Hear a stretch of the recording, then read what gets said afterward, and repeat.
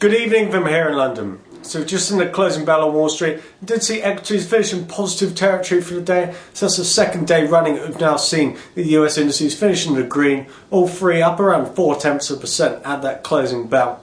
So looking back earlier in the session, we did see some rather poor US economic data, with the US Q1 GDP coming in at 1.8 against expectations of 2.1. It's fairly disappointing there. Also, US initial claims data coming in fairly high, much higher than we'd expected. So all of this weighed on equity futures ahead of that opening bell. However, at the opening bell, we did see a bit of an increase in risk appetite heading into that holiday weekend, as we saw a bit of resurgence in equity futures to finish in positive territory for the day. They did manage to shake off those woes. So this was also helped by a weakening in the dollar.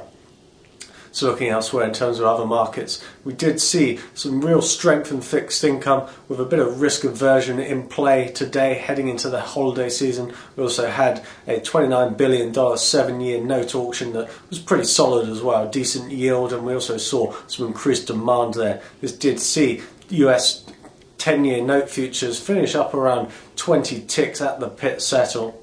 So looking elsewhere in terms of FX, one of the themes today has been the euro. So we did see some earlier warnings from EU Juncker that they may not make the next payment tranche to Greece in time. So this would possibly be a technical default from Greece if this did happen. So this did weigh on the euro dollar somewhat. It did fall around 60 or 70 pips following this news to break that 1.41 handle. So that's about it in terms of data and news from us in London.